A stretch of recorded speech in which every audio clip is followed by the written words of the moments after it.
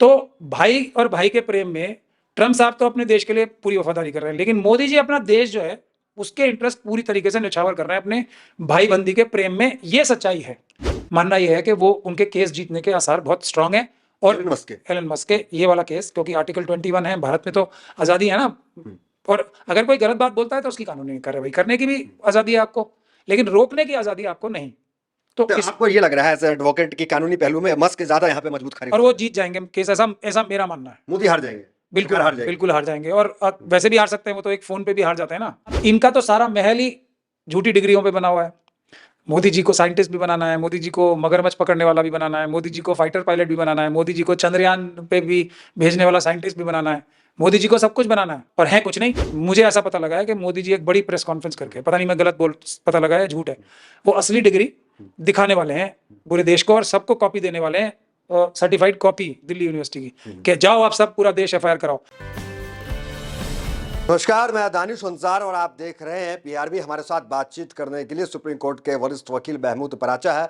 लगातार प्रधानमंत्री मोदी के डिग्री के मुद्दे को लेकर ये सवाल उठा रहे हैं, प्रेस कॉन्फ्रेंस भी कर रहे हैं और दिल्ली यूनिवर्सिटी से इनकी डिमांड है कि डिग्री जो है वो सार्वजनिक की जाए। उसको लेकर इन्होंने प्रेस कॉन्फ्रेंस किया। फिर हमने देखा कि एक ग्रुप जो कि एलन मस्क की कंपनी का एआई है, पहले प्रीमियम यूजर्स के लिए था, अब जो है ट्विटर एक्स पे जो है सभी लोग इसका इस्तेमाल कर रहे हैं और कहीं भी टैग करके ग्रुप से जो है जवाब मांग रहे हैं। और ग्रुप भी बड़े चाहे वो मुद्दा कितना भी विवादित मुद्दा हो, बहुत खुले तौर पे जो है उसका जवाब दे रहा है। मामला गुजरात का हो या मामला जो है प्रधानमंत्री मोदी के डिग्री से जुड़ा हो, हर चीज में ग्रुप जो है वो जवाब देने का काम कर रहा है। और उसके बाद ये देखा गया कि आईटी मंत्रालय उसको लेकर बैठक कर रही है और कहीं ना कहीं इस पर ताला लगाने का प्रयास किया जा रहा है। दूसरी तरफ हमने एक ये देखा, खबर आई कि एलन मस्क जो है कर्नाटक के हाईकोर्ट में जो है सरकार के खिलाफ जो है केस किया कि वो ट्विटर एक्स से जो है वो बिना बताए किसी चीज को किसी कंटेंट को कैसे ब्लॉक कर सकते हैं। तो सर कैसे देख रहे हैं ये तमाम चीजें जो हो रही है, कंटेंट का ब्लॉक कर देना है ट्विटर पे और ग्रुप पे जो है कार्रवाई जो चल रहा है, और प्रधानमंत्री मोदी के डिग्री का मामला का अपडेट क्या कुछ पहुंचा है, जरा बताएं।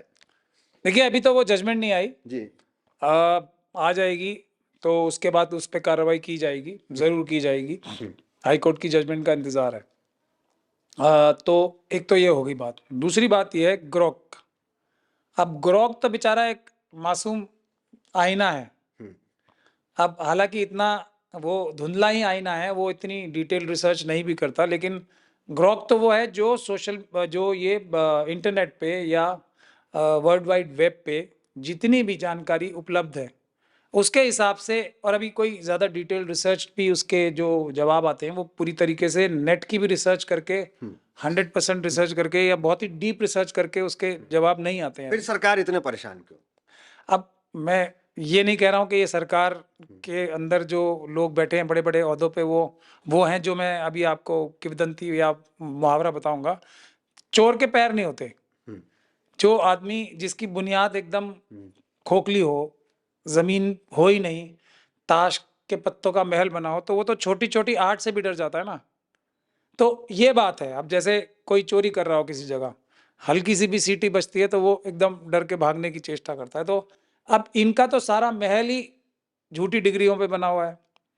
मोदी जी को साइंटिस्ट भी बनाना है, मोदी जी को मगरमच्छ पकड़ने वाला भी बनाना है, मोदी जी को फाइटर पायलट भी बनाना है, मोदी जी को चंद्रयान पे भी भेजने वाला साइंटिस्ट भी बनाना है, मोदी जी को सब कुछ बनाना है।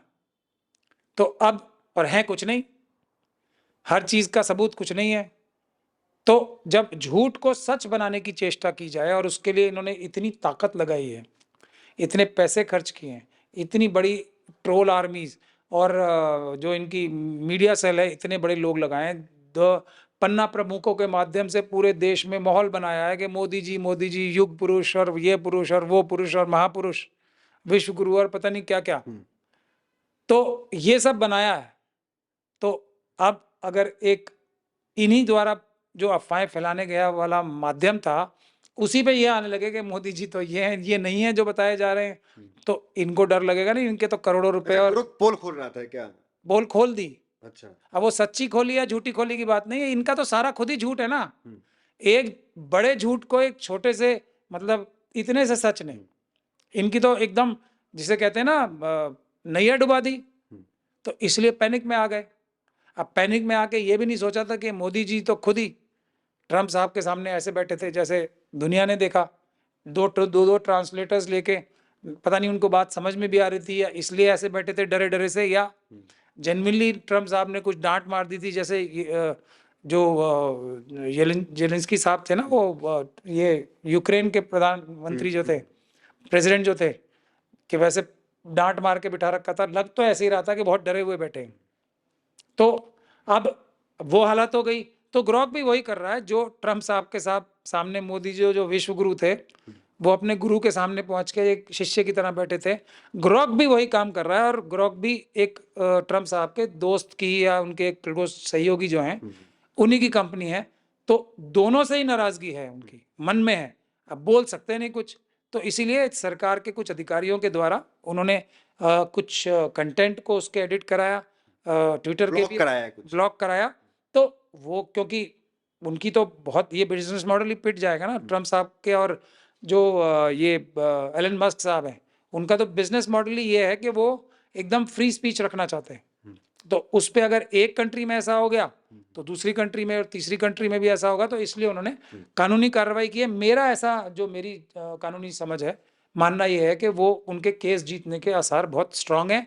और एलन मस्क के ये वाला केस, क्योंकि आर्टिकल 21 है, भारत में तो आज़ादी है ना, और अगर कोई गलत बात बोलता है तो उसकी कानूनी कार्रवाई करने की भी आज़ादी है आपको, लेकिन रोकने की आज़ादी आपको नहीं। तो आपको ये लग रहा है एज एडवोकेट की कानूनी पहलू में मस्क ज्यादा यहाँ पे मजबूत खड़े और वो जीत जाएंगे केस, ऐसा मेरा मानना है। मोदी हार जाएंगे, बिल्कुल हार जाएंगे, बिल्कुल हार जाएंगे। और वैसे भी हार सकते हैं, वो तो एक फोन पे भी हार जाते हैं ना, वहां से तो एक फोन भी आएगा तो उस पे भी हारे हुए से लगते हैं वो। वहां पे तो अभी देख नहीं रहे हैं आपको, भारत देश ही एक ऐसा देश है मेरे ख्याल से जहाँ के जो नागरिक हैं वो बेड़ियों में वापस भेजे गए। कोलंबिया जैसा जो देश था, नेपाल जैसा जो देश है, जो कि हमारे छोटे भाई की तरह है, उसकी भी इज्जत उसने अपनी इतनी बरकरार रखी कि उसके इज्जत के तरीके से लोग आए हैं वापस, और फिर भी वो संतुष्ट नहीं है, वो और भी शिकायत कर रहे हैं। लेकिन भारत तो एकदम नतमस्तक था। सारी की सारी उनकी जो टैरिफ वाली डिमांड थी, वो WTO के, पता नहीं मोदी जी ने पढ़ी भी होगी या नहीं पढ़ी होगी WTO कभी, और उनके जो सहयोगी हैं उन्होंने भी पढ़ी होगी या नहीं पढ़ी होगी। सुब्रमण्यम स्वामी साहब तो हमारे फॉरेन मिनिस्टर को पता नहीं किस वजह से वेटर कहते हैं, वो आपको उन्हीं से पूछना चाहिए। जयशंकर साहब को वो हमेशा वेटर कह के ही बुलाते हैं। अब किसका वेटर है, अब ये नहीं बताते वो किसका वेटर वो सर्व कर रहे हैं, ये नहीं बताते वो कभी भी, लेकिन उन्हें जनरली वेटर ही कह के बुलाते हैं। अच्छा। कभी भी उन्होंने उन्हें फॉरेन मिनिस्टर नहीं कहा है, और उनके खिलाफ कोई कार्रवाई भी नहीं करते वो। तो इससे कुछ पता लगता है ना कि शायद वो वेटर ही तो नहीं है, क्योंकि या तो कोई कार्रवाई करें, मना तो करें मैं वेटर नहीं हूँ, फॉरेन मिनिस्टर हूँ, मना भी नहीं किया उन्होंने आज तक। तो अब वो फॉरेन मिनिस्टर साहब ने भी WTO नहीं पढ़ाई मोदी जी को, कि जो डेवलपिंग कंट्रीज हैं, और भारत अभी भी डेवलपिंग, जब WTO साइन किया था और आज भी डेवलपिंग कंट्रीज के इस कैटेगरी में ही आता है।